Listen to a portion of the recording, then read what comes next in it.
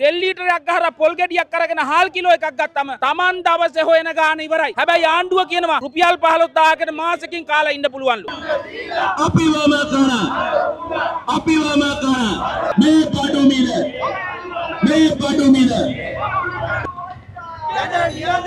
ජනතාවනි එක වගේ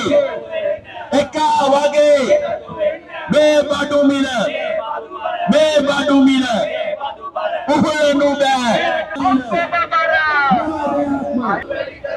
IMF එක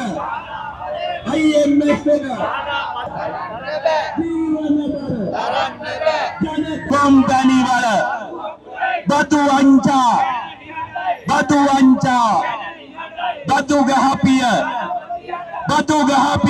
මේ වෙද්දි රටේ ජනතාව ආර්ථික පීඩනය නිසා බරපතල අර්බුදයකට පත් වෙලා ඉන්නවා. ජාතික ජන බලවේගයේ ආණ්ඩුව බලයට එන්න කලින් බඩු මිල වැඩි වෙද්දී ආර්ථික අර්බුදේ වැඩි වෙද්දී හන්දි ගානට ඇවිල්ලා ඕනෑ තරම් විරෝධතා දක්වලා ඇති බඩු මිල අඩු කරන්න කියලා. හැබැයි ප්‍රශ්නේ තියෙන්නේ බඩු මිල අඩු කරන්න කියලා ඒ තියෙන ආර්ථික පීඩාව විකුණගෙන කාපු ආණ්ඩුවක් බලයට ඇවිල්ලා ඒ බලයට ආව ආණ්ඩුව දැන් මොකද කරන්නේ? බඩු මිල වැඩිවීම සම්බන්ධව කිසිම සාකච්ඡාවක් ගන්නෙ නැහැ. මේ වෙනකොට ලංකාවේ මේ මාස 6ට විදුලි බිල වැඩි වෙලා තියෙනවා. ඒ වගේම තමයි තෙල් මිල අවස්ථා 6කදී විතර වැඩි වෙලා තියෙනවා. ප්‍රශ්නේ තියෙන්නේ මාස 6ට අවස්ථා 6ක් තෙල් මිල වැඩි වෙලා. ඒ තෙල් මිල වැඩිවීම ලංකාවේ හැම භාණ්ඩයකටම බලපාලා තියෙනවා. ලංකාවේ රස්සාවක් කරන කෙනෙක් ගන්න වැටුප 1000 හෝ 1500ක දෛනික වැටුපක් ගත්තොත් හාල් කිලෝ එකක් ගන්න රුපියල් 220යි. පොල් ගෙඩියක් ගන්න රුපියල් 150ක් විතර යනවා. ඒ වගේම තමන්ගේ තියෙන බයික් එකකට තෙල් ලීටරයක් හරි ගැව්වොත් රුපියල් 434යි. තෙල් ලීටරයක් ගහලා පොල් ගෙඩියක් අරගෙන හාල් කිලෝ එකක් ගත්තම තමන් දවසේ හොයන ගාන ඉවරයි. ඊට පස්සේ තමන්ගේ කෑම වේලට ඕන පෝෂණය ගන්න විදියක් නැහැ. අනිත් ඕන බෙහෙත් ටික ඕන ටික දරුවන්ට ඕන ටික දරුවන්ට පෝෂණය දෙන්න විදියක් නැහැ.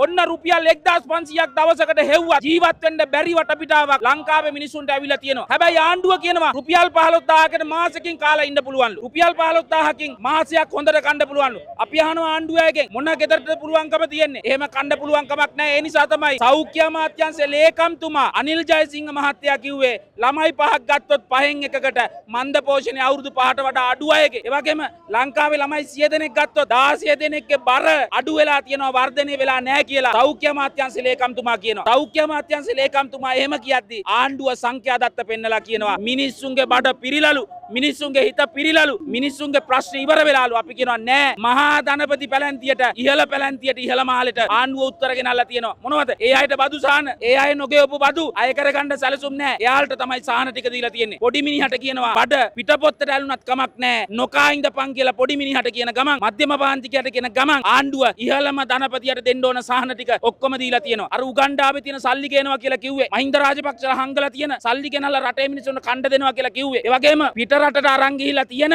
අනිත් දූෂිත දේශපාලඥයෝ හංගලා තියෙන මුදල් ගෙනල්ලා රට සමෘද්ධිමත් කරනවා කියලා කිව්වේ. සමෘද්ධියක් නැහැ, මහා භාණ්ඩාගාර පිරිල්ලත් නැහැ, මොකවත් නැහැ. මෙන්න සාමාන්‍ය මිනිහාගේ බඩට බත් ඇටයක් නැති වෙලා තියෙනවා. ඒ නිසා අපි ආණ්ඩුවට කියන්නේ කනිජ තෙල් සංස්ථාවේ සභාපති කියනවා තෙල් වලට දුන්නු සහනය තව දෙන්න බැරිලු. අපි අහනවා 434ට පෙට්‍රල් ලීටරේ දෙන සහනය මොකද්ද? කිසිම සහනයක් දීලා නැහැ. ආණ්ඩුව සහනය දෙනවා වගේ පෙන්නලා දැන් යුද්ධ පිටින් දාගෙන ආය මොකද කරන්නේ? ට්‍රම්ප්ගේ උමතුභාවය පාවිච්චි කළා. තෙල් මිල වැඩි කරන්න යා. තෙල් මිල වැඩි කරපු ගමන් විදුලි මිල වැඩි වෙනවා. විදුලි මිල තෙල් මිල දෙකම වැඩි වුණු කරපු ගමන් කන බොන ප්ලේන් ටිකේ සෝටිස් එකේ ඉඳලා හාල් කිලෝ එකේ ඉඳලා එළවලු මල්ලේ ඉඳලා මස් මාළු කෑල්ලේ ඉඳලා වැඩි වෙනවා. ඒ නිසා අපි මේ විරෝධතාවයේ තියලා ආණ්ඩුවට බල කරන්නේ වහාම මේකට සහන දෙන්න, සහන දීම සඳහා වැඩපිළිවෙලක් හදන්න කියන බලපෑම තමයි අද දවසේදී කරන්නේ.